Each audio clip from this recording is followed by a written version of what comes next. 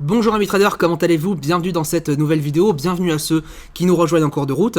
Aujourd'hui je vais vous montrer comment analyser un marché, un actif, simplement et efficacement. Alors il ne faut pas se prendre la tête quand on va analyser du marché, mais il faut avoir quelques règles de base bien sûr, que ce soit au niveau de la tendance, que ce soit au niveau du chartiste, donc des figures techniques. C'est ce qu'on va voir tout de suite juste derrière mes écrans, c'est parti.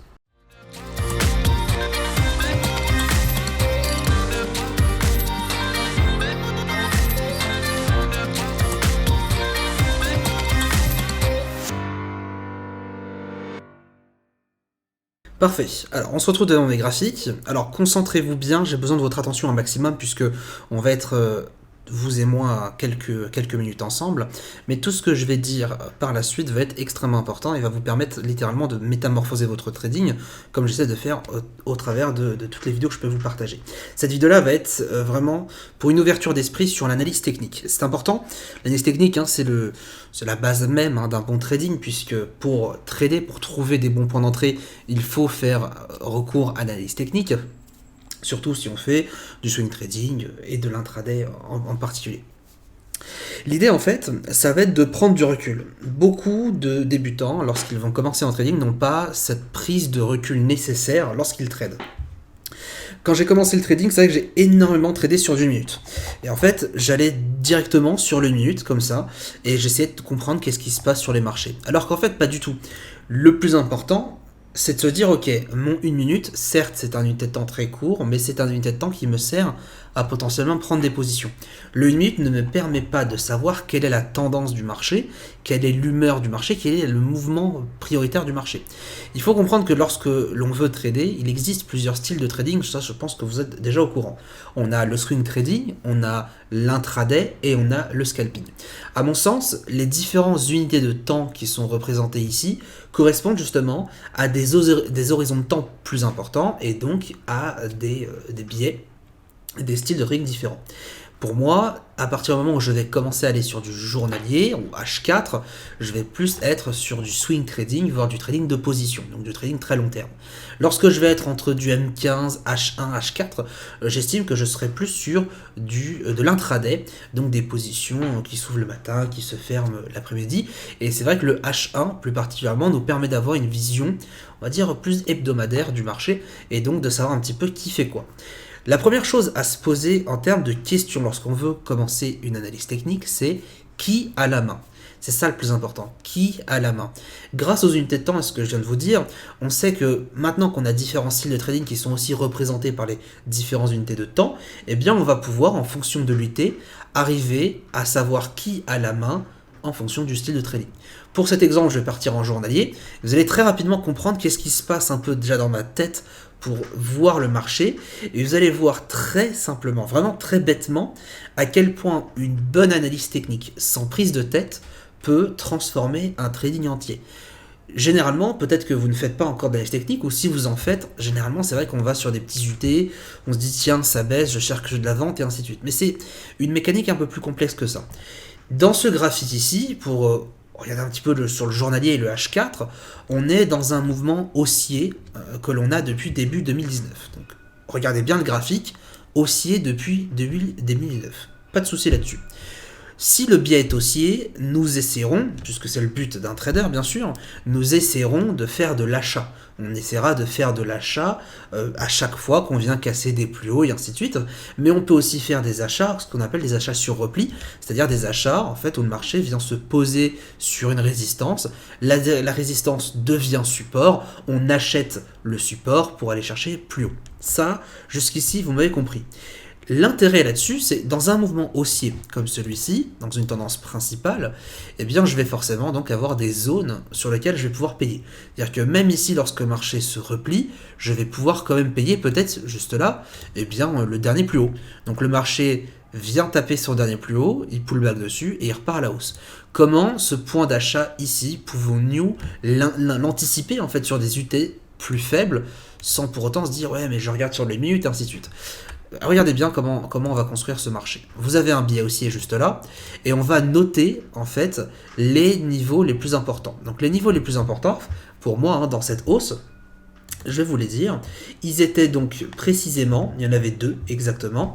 Donc un tout petit peu plus au-dessus des 11 008, c'était à peu près sur les 11 900, juste là, vous voyez ce pic ici. On avait un point bas qui était juste là, avec un point bas juste ici. Et on avait aussi un support qui était très important, qui se situait juste ici. Vous voyez cette résistance-là, on avait pour moi un support qui était très intéressant, qui a fait faire en sorte qu'on ait un support sur le marché, puisque c'était une double résistance qui, à la cassure, fausse cassure, puis cassure de nouveau, a libéré un flux assez important et a fait finalement progresser le marché de plus de 813 pips jusqu'au début mai, avec cette baisse. Donc ça déjà, c'est les niveaux où personnellement, je suis susceptible d'acheter. Alors bien sûr, il y en a d'autres plus bas, hein. Il y en a d'autres plus bas, il y en a d'autres plus hauts. On aurait peut-être ce niveau juste ici. Un peu plus bas, on va avoir juste là, ce niveau juste là, et ainsi de suite. Mais bon, le marché n'a pas été aussi bas, c'est pour ça que je ne vais pas prendre cet exemple.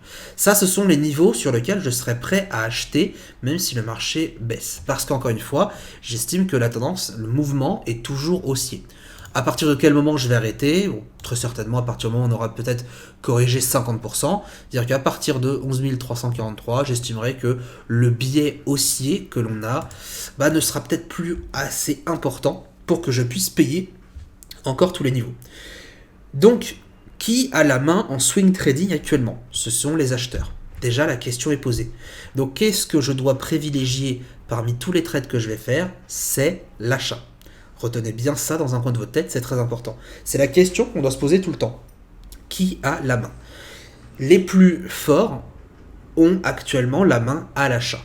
Ok, pas de souci. Ensuite, passons sur de l'intraday. Je vais aller maintenant sur un graphique H1. Vous allez voir que mes zones ici vont se retracer sur le H1 alors que je les ai tracées, clic droit, en journalier. Et vous remarquerez d'ailleurs que les points d'entrée sont quand même assez fantastiques. Maintenant que je suis sur du H1, je vais chercher de l'intraday. Si je vais chercher de l'intraday, il faut toujours que je me pose aussi la question, dans quel mouvement je suis. Alors, c'est aussi bête que ça, dès l'instant qu'on casse un plus haut à la baisse, eh bien forcément, nous ne sommes plus dans une dynamique court terme haussière. C'est-à-dire que, à partir du moment où on avait, et celui-ci je l'appelle le gap Trump, le gap Trump, puisque c'est au moment où Trump a tweeté par rapport à la hausse des taxations douanières en Chine, qu'on a eu un gap énorme. Le gap a fait perdre au DAX, donc sur l'indice allemand, 232 pips à la baisse, ce qui est plutôt énorme, et ne l'a pas fait remonter depuis, puisqu'on maintient le marché à la baisse depuis 12 445. Donc tant que je suis en dessous de ce niveau, je ne pourrai pas trader bien sûr la continuation de tendance. Donc tant que je suis sous ce niveau, en court terme, donc en intraday, je serai donc uniquement vendeur tant que je n'atteins pas mes zones d'achat. C'est-à-dire qu'en gros, je serai vendeur potentiellement entre 12 432 et donc 12 048. 12 048 tapés, vendeur potentiellement jusqu'à 11 854, 11 000 et ainsi de suite. Vous avez compris un petit peu le système. Et vous voyez que mine de rien, ce système marche à la perfection. Donc on va le développer, vous inquiétez pas dans cette vidéo petit à petit. Là, c'est juste un prémisse. Donc maintenant qu'on a nos zones, eh bien tout bêtement, on pourrait se dire, ok, à chaque fois que je viens taper mes zones, à moi ensuite d'aller chercher des points d'entrée. Alors la vidéo n'est pas, je vais pas vous partager de stratégie dans cette vidéo. L'idée dans cette vidéo, c'est vraiment juste de vous partager l'univers, l'esprit analyse technique. Maintenant, ce sera à vous ensuite d'avoir votre propre stratégie, ou d'avoir les nôtres si vous nous rejoignez sur la formation ST Pro, mais d'avoir votre propre méthode d'intervention et de profiter en fait de ces zones d'analyse technique. Si on fait un petit peu le résumé des zones où le marché a été tapé dedans et nous a donné un achat gagnant, on pourrait donc, in fine, avoir ce point d'entrée là. Donc je vais plutôt les mettre en noir. Juste ici. Je vais avoir donc ce point d'entrée là. Je vais avoir donc ce point d'entrée ici. Celui-ci, celui-ci. Pour le bas, celui-ci, celui-ci et celui-ci. Et vous remarquerez que quand même que la qualité de ces signaux, si bien sûr on détecte ensuite le retournement et ainsi de suite, bien sûr, peuvent être extrêmement intéressants. Parce que juste en plaçant des zones d'achat toujours dans un contexte acheteur, finalement, puisque le journalier est quand même acheteur depuis début 2019, mais de manière très forte, On a énormément d'euphorie sur les marchés ces derniers temps. J'estime, enfin, je vois graphiquement et visuellement que tant que je suis en dessous de ce point haut, je ne pourrai pas faire des achats. Tant que je suis, en tout cas, entre le point haut et bien sûr les supports clés journaliers. Puisque ça, ici, hein, les niveaux qu'on a en vert, ce sont des supports journaliers, donc ce sont des niveaux très importants. Donc la question est maintenant remplie. Je suis acheteur sur du daily parce que en swing trading, en swing en tout cas, eh bien, mon mouvement est plutôt haussier. Donc je n'oublie pas qu'au contact de ces supports-là, je vais plus tenter de rentrer dans des achats. Même si le marché baisse, parce qu'en une minute, encore une fois, si vous ne reprenez pas assez de recul, même en une minute, vous ne pourrez pas comprendre ce qui se passe. En une minute, vous n'avez aucune notion de la vraie capacité de votre marché. Vous ne savez pas du tout si votre marché va monter, si votre marché va baisser, vous n'avez pas assez de recul. Prenez des unités de temps plus longues lorsque vous commencez à trader, regardez, observez et ensuite allez sur des unités plus courtes pour éventuellement ici confirmer votre point d'entrée. Là je dis pas, pourquoi pas, mais la plupart des traders pros, même la totalité des traders pros, ne vont pas s'amuser à analyser sur 2 minutes. Alors pourquoi vous le faites ? Il faut aller chercher du recul, il faut aller chercher loin derrière soi. Plus finalement on s'éloigne d'une unité de temps et plus la qualité de nos signaux sont bons. Ça, c'est une réalité. Une figure technique, elle sera beaucoup plus respectée sur un unité de temps beaucoup plus long plutôt qu'un unité de temps plus faible. Ça, c'est une réalité qu'il faut comprendre. Donc, lorsque vous allez avoir une stratégie sur 1 minute, c'est normal que celle-ci soit beaucoup plus difficile à gérer que sur une stratégie court terme. Et ça, croyez-moi que ça fait énormément de différence. Donc, à partir de là, maintenant, je vais adapter cette même philosophie-là sur l'unité de temps sur laquelle je suis. Donc, je suis actuellement sur du H1, plus sur une unité de temps intraday. À partir de là, je vais chercher aussi, je vais avoir le même fonctionnement, en fait, la même méthode de pensée pour mon marché. À savoir, quel est mon mouvement en cours ? Qui a la main ? Je le disais, on n'a pas cassé le plus haut et on a surtout le gap Trump. Donc ce gap Trump, tant qu'il est conservé, eh bien dans ce cas, ce que je vais faire, c'est que je vais vendre le marché. Donc je vais avoir la même façon de penser et je vais chercher ici sur la hausse eh bien, des résistances, des supports qui vont me permettre potentiellement de vendre le marché au contact de ces zones. Donc par exemple, en rouge, je vais essayer de détecter ici toutes les zones qui peuvent vraiment avoir effet sur mon prix. Donc ça va partir ici, vous voyez, de cette résistance devenue support, par exemple. Ça va partir de cette résistance devenue aussi support, juste là.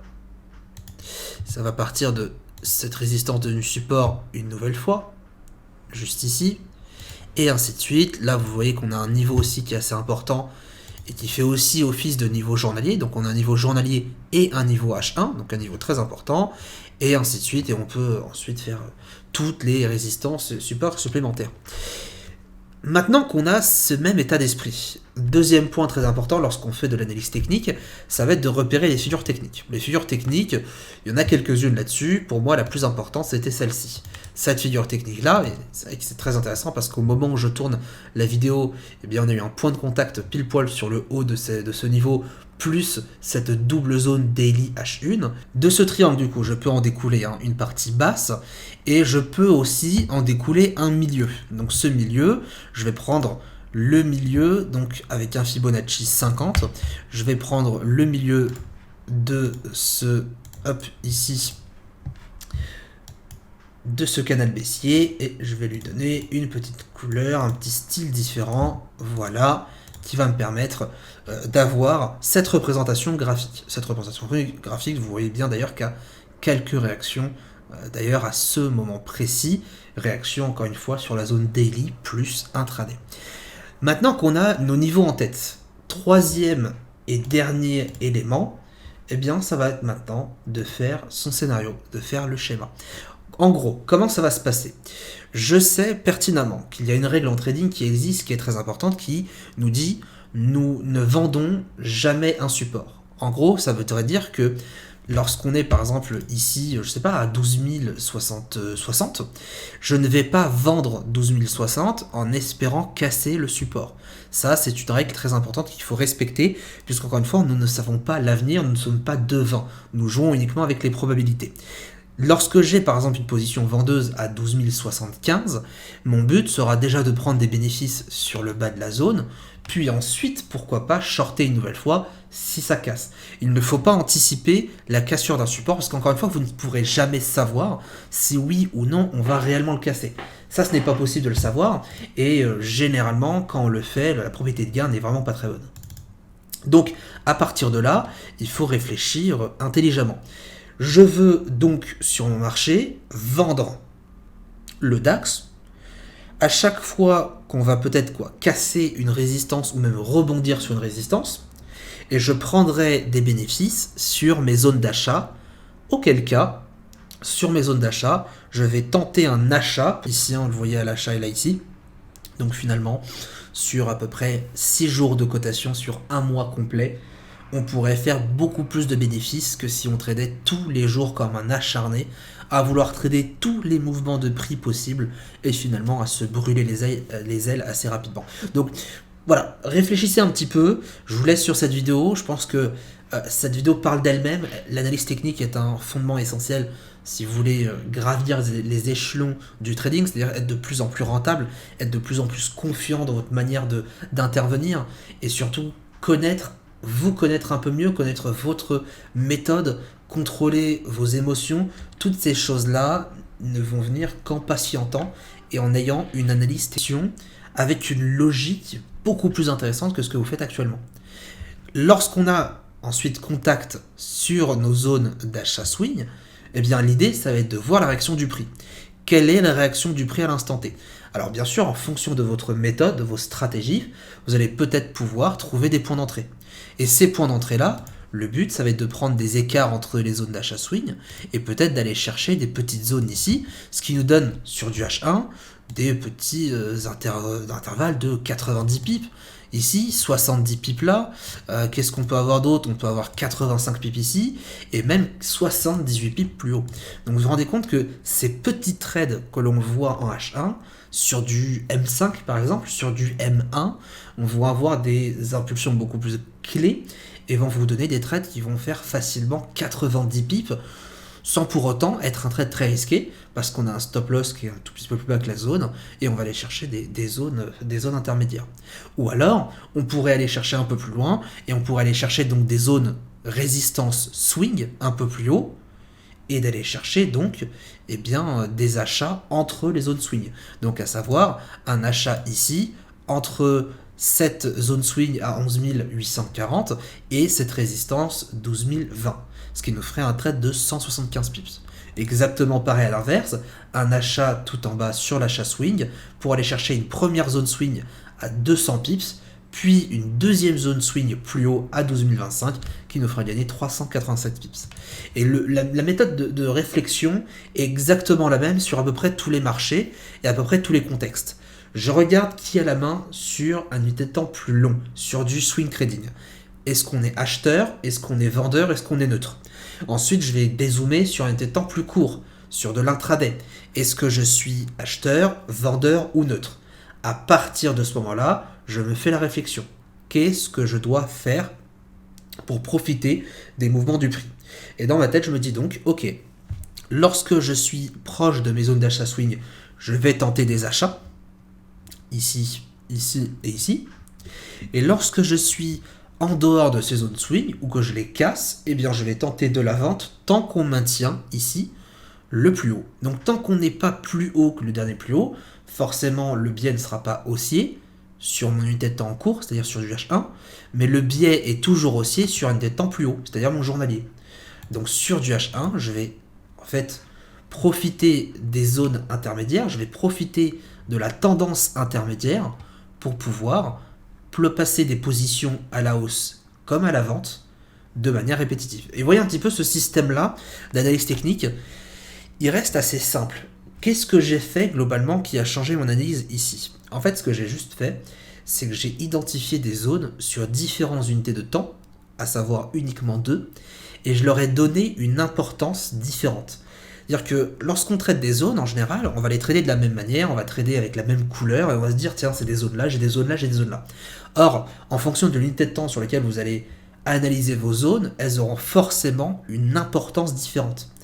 À savoir, mes zones d'achat swing seront clairement des zones où je vais tenter des achats et peuvent énormément servir de zones pour prendre mes bénéfices si je suis à la vente. Et de cette manière-là, je sais que ces zones-là vont me donner ces infos. Je sais ensuite que mes zones ici en rouge seront peut-être des zones en intraday qui auront moins d'importance, sur lesquelles je vais pouvoir essayer de tenter de la vente tant que mon marché est dans un biais vendeur. Vous voyez un petit peu la différence entre l'importance de la zone achat swing et la zone intraday. L'une, achat swing, va me servir soit de prendre des achats avec, on va dire, des gros montants de pips en gain, ou alors me permettre de faire de belles grosses prises de bénéfices pour avoir des énormes ratios. Et l'autre, au contraire, va juste me permettre de prendre position. C'est ça l'intérêt finalement du zonage, c'est-à-dire le fait de faire des zones à répétition et d'en avoir des informations différentes en fonction de leur importance. Plus vous allez réfléchir de cette manière-là, plus vous allez développer votre propre façon de penser et votre propre manière de trader. Il existe tellement de manières d'être rentable sur les marchés, il n'y a pas une seule méthode qui est forcément plus rentable qu'une autre ou qui est meilleure qu'une autre. Il y a juste différentes méthodes que l'on peut avoir accès et qui doivent être adaptées en fonction de notre personnalité. À partir du moment où vous avez une stratégie propre à vous, eh bien, il va falloir maintenant s'intéresser à l'analyse technique, comme vous pouvez voir là, et de vous dire, ok, moi je suis capable d'acheter ici, d'acheter là, et ainsi de suite, ainsi de suite, ainsi de suite. Et là, je vous prends vraiment un exemple en temps réel. C'est-à-dire que sur des zones d'achat swing, ici, l'idée, encore une fois, le temps qu'on était dans un biais haussier avec l'euphorie qu'on a eu 2019, c'était de tenter des achats si vraiment on avait un point d'entrée. Et vous savez très bien que même si sur du H1, si on prend vraiment le graphique à l'instant T, sur du M5, je peux vous dire que ça baisse. Sur du M5, le marché ne fait que baisser, baisser, baisser, baisser, baisser. Et si vous, tout en bas, vous dites, tiens, moi j'ai envie d'acheter, j'achète le DAX, et quelqu'un vous dit, non mais t'es complètement malade, t'achètes le DAX alors qu'il fait que de baisser. Quelle est la différence entre vous et le trader qui vous dit que vous êtes complètement fou? La différence, c'est que le fou, lui, n'a aucun recul sur les marchés, donc il va uniquement faire du suivi de tendance sur son unité de temps, donc il va être extrêmement limité. Et la personne qui a eu la jugeote et la maturité d'analyser sur des grosses UT, elle est confiante parce qu'elle sait que ce niveau-là est un niveau potentiellement de retournement énorme et elle va pouvoir profiter d'un très très bon mouvement. La preuve, puisque si on zoome encore, l'achat puis la revente ici aurait été vraiment incroyable si on mettait par exemple, je sais pas, un stop loss à 40, 50 pips. Alors on n'est pas là pour débattre de ça, c'est juste encore des fois des exemples, mais à même 30-40 pips c'était largement suffisant. Lorsqu'on voit un gain potentiel de 180 pips, ça donne l'eau à la bouche. Je rappelle que sur 180 pips, je vais vous montrer avec la calculette juste là, sur 180 pips, divisé par donc 30 de stop loss, vous avez un ratio de 6. Donc imaginez un petit peu le potentiel d'une stratégie pareille, où vous pourrez arriver potentiellement à faire 6% en un trade sans avoir risqué énormément, puisque si vous partez d'une base de 1% d'investissement, vous aurez pu faire vraiment une énorme position, un énorme profit, uniquement parce que vous avez pris du recul sur vos positions. Donc ça, c'est vraiment le genre d'exemple que j'aime vous donner, et j'aime énormément vous faire réfléchir, et j'espère que ça vous fera réfléchir à la fin de cette vidéo, parce que c'est le but. Mon but, c'est pas de vous donner tout clé en main en vous disant, voilà, il y a ça, point. Non. Le but, c'est surtout, en tout cas sur les vidéos YouTube, surtout, les vidéos publiques, gratuites, c'est de vous faire réfléchir, c'est de vous amener à cette réflexion, de se dire, ok, c'est vrai qu'il y a ça qui est intéressant, à moins maintenant d'essayer d'appliquer ça sur le marché sur lequel je trade. Si vous tradez sur l'euro-dollar, si vous tradez sur l'USD Yen, sur du gold, et ainsi de suite, bref, peu importe le marché sur lequel vous tradez, c'est de vous amener à cette réflexion-là, de différencier l'importance des zones acheteuses-vendeuses, donc des supports résistances, et à partir de ce moment-là, de définir, de créer tout un scénario là-dessus. Donc en gros, ce qui sera intéressant, donc je répète, vendre ici les résistances, soit à la cassure, soit en rebond, Et par ailleurs, d'aller chercher des achats sur les zones. Et à chaque fois qu'on a eu contact, vous remarquerez qu'à chaque moment de point de contact sur nos zones swing, il y a eu forcément un trade de minimum 90 pips à faire. Et quasiment pas une seule position était perdante là-dessus. Pourquoi? Parce qu'encore une fois, lorsqu'on revient en journalier, c'était uniquement des zones journalières. Et on a uniquement patienté d'aller chercher des achats. Là encore, ça revient tout le temps à dire la même chose finalement.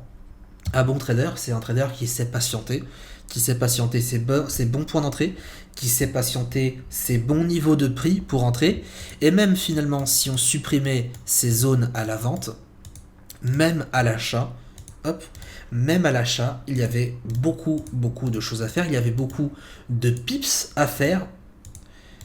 Pour autant, il n'y a pas eu énormément de trades. C'est-à-dire que sur un mois complet, sur le mois de mai, si on attendait uniquement ces zones d'achat pour acheter, vraiment uniquement ces zones-là, on pouvait littéralement faire un mois explosif, sans pour autant, encore une fois, spéculer énormément, puisqu'il y aurait eu donc 2, 4, 6 et un 7, il y aurait eu 7 positions sur un mois entier de cotation. Un mois entier sur 7 positions, en sachant que probablement une position était là le même jour. Ici, on le voyait à l'achat et là ici. Donc finalement, sur à peu près 6 jours de cotation sur un mois complet, on pourrait faire beaucoup plus de bénéfices que si on tradait tous les jours comme un acharné, à vouloir trader tous les mouvements de prix possibles et finalement à se brûler les ailes assez rapidement. Donc voilà, réfléchissez un petit peu, je vous laisse sur cette vidéo, je pense que cette vidéo parle d'elle-même, l'analyse technique est un fondement essentiel si vous voulez gravir les échelons du trading, c'est-à-dire être de plus en plus rentable, être de plus en plus confiant dans votre manière d'intervenir et surtout vous connaître un peu mieux, connaître votre méthode, contrôler vos émotions, toutes ces choses-là ne vont venir qu'en patientant et en ayant une analyse technique intelligente. Et cette analyse technique-là, elle est intelligente et elle vous permet de trader peu, mais surtout trader mieux. Juste avant de se quitter, on se retrouve pour un petit débrief juste derrière mes écrans. Qu'est-ce qu'il faut retenir en fait finalement de cette vidéo? Il faut retenir que l'analyse technique, c'est la base de tout. L'analyse technique, c'est ce qui va vous faire progresser et c'est ce qui va vous permettre de trader. Sans analyse technique, on n'a rien du tout. C'est-à-dire que vous pouvez avoir le meilleur timing, c'est-à-dire que vous pouvez rentrer au meilleur moment, vous pouvez vous concentrer sur la stratégie, c'est-à-dire avoir les meilleures positions qu'il soit. Si vous n'avez pas l'analyse technique pour comprendre le fond, qu'est-ce qui se passe réellement sur les marchés, vous ne pouvez pas réussir sur du long terme. Et je vous le dis en connaissance de cause, puisque j'ai énormément mis de temps à mes débuts, on va dire une bonne grosse année, à essayer de chercher le Saint Graal petit à petit, et je me disais, bon, il faut que je trouve la stratégie qui me permet, sur une unité de temps, de profiter d'un maximum de signaux gagnants. Et plus le temps avançait, plus je me suis rendu compte qu'en fait, non, ça n'existait pas. En fait, je prenais les choses de la mauvaise manière, en fait. Quand on veut trader, il faut passer de l'analyse technique, comprendre la tendance de fond, qui a la main sur les marchés, acheteur, vendeur ou neutre. Et à partir de là, je vais adapter, orienter mon trading, chercher des points hauts ou des points bas en fonction du contexte, donc en fonction de l'évolution du marché. Si je suis dans un billet plutôt acheteur, donc dans une tendance de fond acheteuse, eh bien je vais plus aller acheter des points bas, et à l'inverse, bien sûr, dans une tendance de fond vendeuse, je vais plus aller chercher des points hauts. C'est le but, en tout cas, du trader. Et en abordant les marchés de cette manière-là, petit à petit, je me suis dit, ok, bon, maintenant j'ai l'analyse technique, maintenant il va falloir définir mes niveaux clés. Une fois que mes niveaux clés sont faits, ainsi de suite, blablabla, je vais aller chercher ma gestion de risque. Qu'est-ce que je risque comme position sur mon capital? Je vais risquer X% de mon capital, hein. Mais petit à petit, je vais aller chercher, je vais aller tricoter un petit peu le marché et essayer de comprendre ces subtilités. Parce que c'est ça le trading finalement. C'est ça le trading, c'est de l'analyse, de la patience et un bon timing avec une bonne gestion de risque et on prend le trade. Et en fait, c'est un processus comme ça de répétition. C'est tout le temps le même réflexe. J'analyse, j'interprète, je patiente et je prends et ainsi de suite et ainsi de suite et ainsi de suite. Il n'y a rien de bien compliqué en fait dans le trading finalement parce que une fois que vous avez la méthode, vous vous rendez très simplement compte qu'en gros, Ce qui va vous empêcher de gagner régulièrement, c'est vous-même, c'est moi, c'est ma propre façon de penser. En fait, le trading, c'est 80% de psychologie. Donc à partir de là, même si vous avez la méthode, ensuite il va falloir bosser sur vous. J'espère en tout cas que cette vidéo vous aura plu. N'hésitez pas à poser toutes vos questions juste en bas, bien sûr, dans les commentaires comme d'habitude. N'hésitez pas à nous rejoindre sur la formation ICT Pro, www.ictfinance.website. Bref, je vous laisse sur cette vidéo. Très bonne session de trading à tous et à bientôt. Ciao, ciao.